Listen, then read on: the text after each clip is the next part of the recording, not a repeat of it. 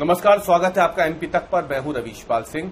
हमारी इस खास पेशकश एमपी फाइल्स में आज हम बात करने वाले हैं मध्य प्रदेश में भारतीय जनता पार्टी ने नया प्रदेश अध्यक्ष तो बना दिया है, लेकिन अब उनकी नई टीम कब अपनी जगह लेगी। पहले कार्यकारिणी बनेगी या फिर निगम मंडलों में नियुक्तियां होंगी जो लंबे समय से अटकी हुई हैं। इसी पर आज हम चर्चा करने वाले हैं और हमारे साथ जुड़े हैं मध्य प्रदेश की सियासत पर बारीक नजर रखने वाले वरिष्ठ पत्रकार नितिन शर्मा जी। उनसे हम जानते हैं, नितिन जी क्या लगता है अब आपको, क्योंकि लंबे समय बाद प्रदेश अध्यक्ष का चेहरा बदला है, 5 साल का लंबा इंतजार था, काफी बातें हो रही थी, सब कुछ हो रहा था, एक अपनी बड़ी मजबूत टीम जो पुराने प्रदेश अध्यक्ष उन्होंने बना ली थी। स्वाभाविक सी बात है, नए प्रदेश अध्यक्ष अपनी नई टीम बनाएंगे तो पहले कार्यकारिणी पर नजर रहेगी या फिर लंबे समय से सरकार में जो नियुक्तियां अटकी हुई हैं निगम मंडलों की, जिससे लेकर भी भाजपा के कार्यकर्ताओं में बस इंतजार हो रहा है कि पद मिल जाए, तभी वो रुके हैं। बहुत सी बातें हैं, बीच बीच में बयानबाजियां भी खूब होती रही। तो अब क्या लगता है आपको कि अब नई टीम कैसे बनेगी और अब अगला कदम क्या होने वाला है नए प्रदेश अध्यक्ष का? देखिए, होना दोनों चीजें हैं, कार्यकारिणी भी होना है और राजनीतिक नियुक्तियां तो कितने लंबे समय से टल रही हैं। देखा जाए तो सरकार को 1.5 साल जो है उससे ज्यादा टाइम हो गया है, लेकिन अभी ऐसा लगता है कि भारतीय जनता पार्टी क्योंकि नए प्रदेश अध्यक्ष बने हैं तो पहले अब इस नाम पर भी राजनीतिक नियुक्तियां टल जाएंगी। जो पॉलिटिकल अपॉइंटमेंट हैं उनको थोड़ा सा और टाल दिया जाएगा कि एक बार कार्यकारिणी बन जाए, क्योंकि जो कार्यकारिणी की टीम में जो लोग छूटेंगे, जिनको नहीं लिया जा सकेगा, जो असंतुष्ट होंगे, उन सबको फिर कहां एडजस्ट किया जाए। तो उनको एडजस्ट करने के लिए फिर ये बात आएगी कि अभी पॉलिटिकल अपॉइंटमेंट जो हैं वो थोड़े दिन के लिए और इनको जो है वो पोस्टपोन कर दिया जाए। तो ऐसा लगता है मुझको कि जो लोग भी इसका इंतजार कर रहे हैं कि हमको कब निगम मंडल की कुर्सी मिलेगी, अब लाल बत्ती तो मोदी जी ने बंद करा दी है, लेकिन हमको कब जो है वो निगम मंडल की कुर्सी मिलेगी, वरना पहले यही कहा जा सकता है कि लाल बत्ती कब मिलेगी, तो वो बंद हो गई है। लेकिन उसमें अभी ऐसा लगता है कि और धैर्य रखना पड़ेगा लोगों को। पहले हेमंत खंडेलवाल की टीम बनेगी, फिर लगता है कि मुख्यमंत्री मोहन यादव राजनीतिक नियुक्तियां करेंगे। हेमंत खंडेलवाल की टीम की जब बात आएगी तो क्या लग रहा है आपको, यहाँ पे पूरा बदलाव हो जाएगा या कुछ पुराने चेहरे रहेंगे या फिर कुछ नए आएंगे? यहाँ पे क्या लग रहा है आपको? देखिए रवि जी, कुछ स्वाभाविक बदलाव हैं, जैसे अभी भी कुछ लोग मंत्री बन गए हैं लेकिन संगठन की टीम में हैं। मतलब देखा जाए तो भारतीय जनता पार्टी में एक व्यक्ति एक पद और इस तरह की बातें होती हैं। जैसे नारायण सिंह कुशवाहा वो मंत्री हैं लेकिन पिछड़ा वर्ग मोर्चा के अध्यक्ष बने हुए हैं। नागर सिंह चौहान वो मंत्री हैं लेकिन भारतीय जनता पार्टी के संगठन में प्रदेश उपाध्यक्ष हैं। इसी तरह माया नरोलिया राज्यसभा में चली गई लेकिन महिला मोर्चा की प्रदेश अध्यक्ष हैं। तो ये कुछ लोग तो स्वाभाविक रूप से हटेंगे, जो लोग भी बन गए, कार्यालय प्रभारी भी हैं। तो इस तरह कुछ लोग तो आप ये माने कि स्वाभाविक रूप पर हटेंगे। जो भी सांसद हो गए, जैसे आशीष दुबे प्रदेश मंत्री हैं, सांसद हो गए हैं, जो है वो कविता पाटीदार जो है वो राज्यसभा में चली गई हैं, प्रदेश महामंत्री हैं। तो ऐसे कुछ लोग तो स्वाभाविक रूप से हटेंगे। तो इसीलिए मुझे लगता है कि जो नई टीम बनेगी हेमंत खंडेलवाल की, वो बीडी शर्मा की पुरानी टीम से बहुत अलग होगी। 25% 30% लोग अगर अपने आप को सरवाइव कर पाएं तो ठीक है, नहीं तो आप ये माने कि 70 से 75% जो है वो नए चेहरे होंगे। और उसमें जो सांसद विधायक हैं उन पर खास तौर पे मुझे लगता है कि कई सांसद विधायक जो हैं उनको अब संगठन की टीम से बाहर करके उन लोगों को लिया जा सकता है जिनके टिकट नहीं दिए गए थे या जैसे लोकसभा में टिकट काटे गए थे, तो ऐसे कुछ लोगों को स्थान मिल सकता है। बात जब निगम में नियुक्तियों की हो, मंडल में नियुक्तियों की हो, तब तो फिर लंबी चौड़ी फेहरिस्त है पूरी, और वो मुझे लगता है ज्यादा चुनौतीपूर्ण होगा सरकार और संगठन के सामने उसमें नाम तय कर पाना। देखिए, बहुत सारे तरफ से संतुलन बैठाना पड़ेगा। कुछ लोग जो हैं वो सीएम की पसंद होंगे, कुछ लोग हो सकता है संगठन की पसंद थे।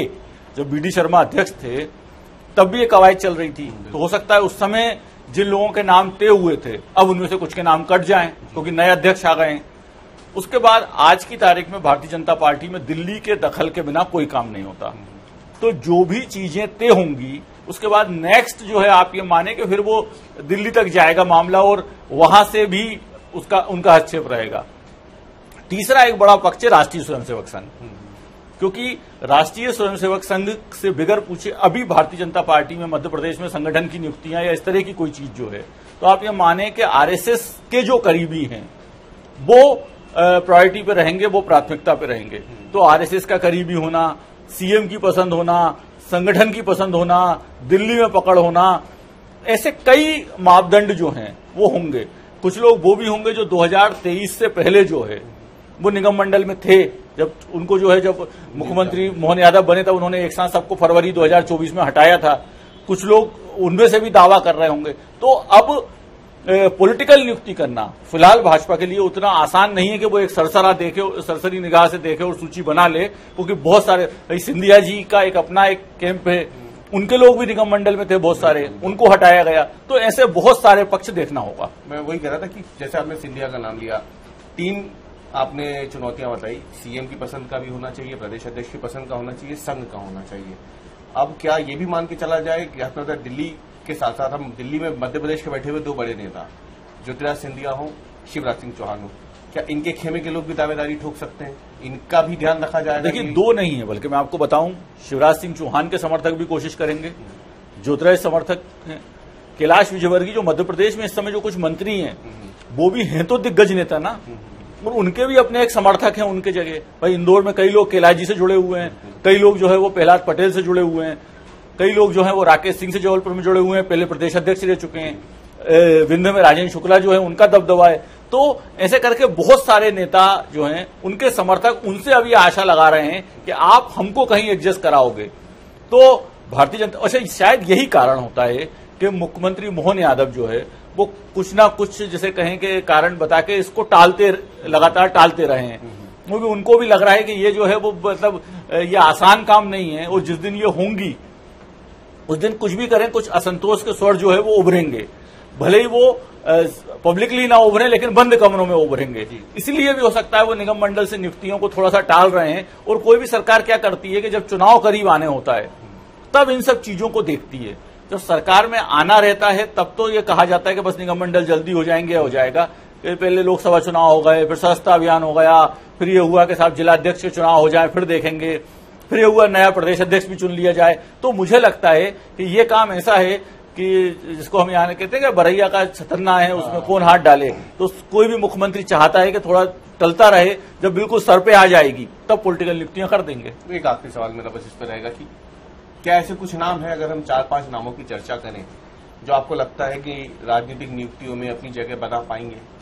देखिए अगर हम नामों की बात करें तो जैसे केपी यादव थे, उनका टिकट काटा गया था उस समय गुना से, और उनको तो यह आश्वासन तक दिया गया था उस समय कि तुम दोनों सांसद रहोगे। तो ये कहा जा रहा था कि ये राज्यसभा में चले जाएंगे, वो नहीं हो पाया। उसके अलावा हम बात करें तो जबलपुर के एक नेता हैं विनोद गोटिया, जो पहले पर्यटन विकास निगम के अध्यक्ष थे, उनका नाम है। सिंधिया अगर हम खेमे से बात करें तो इमरती देवी जो हैं वो एक एससी नेता हैं, महिला नेत्री हैं, उनका भी जो है दावा रहेगा, और पहले वो अध्यक्ष रह भी चुकी हैं। दूसरा ये भी सुनने में आया है कि रामनिवास रावत को भी शायद ये वादा किया गया है, जब वो चुनाव हार गए, वो मंत्री बनाए गए, चुनाव हार गए, कि आपको कहीं एडजस्ट करेंगे। तो ऐसे करके अगर हम नेताओं की अगर फहरिस्त उठाएं, उसके अलावा भाजपा के पुराने नेता हैं, जैसे रोजगार बोर्ड में शैलेंद्र शर्मा जो है वो अध्यक्ष थे, लोकेंद्र पाराशर जो है जो पहले मीडिया प्रभारी थे, हितेश वाजपेयी जो पहले मीडिया प्रभारी थे, इन लोगों के भी अपने अपने दावे हैं। तो दावेदारों की संख्या बहुत बड़ी है भाजपा में, लेकिन हाँ कुछ लोग जिनके टिकट काटे गए थे या जिन लोगों ने 2023 के चुनाव में हम ये कहें एक महत्वपूर्ण भूमिका अदा करी, उन लोगों को स्थान मिलेगा ऐसा लगता है। बहुत बहुत धन्यवाद हमसे बात करने के लिए। तो ये थे नितिन शर्मा जी, जिन्होंने खास बात की है, एमपी फाइल्स में आके चर्चा हुई है कि जो नई टीम बनेगी हेमंत खंडेलवाल की या फिर मुख्यमंत्री डॉक्टर मोहन यादव की राजनीतिक नियुक्तियों वाली टीम, उसमें किनको जगह मिल सकती है, कौन कौन सी संभावनाएं हैं, जिन्हें फिलहाल तलाशा जा रहा है, और उसके बाद ही मध्य प्रदेश में नई नियुक्तियों की शुरुआत एक बार फिर से हो सकती है। लेकिन फिलहाल इसमें समय भी लग सकता है। तो इस हफ्ते में एमपी फाइल्स के लिए इतना ही। अगले हफ्ते हम फिर हाजिर होंगे एक नए मुद्दे और नए विश्लेषण के साथ। तब तक के लिए धन्यवाद।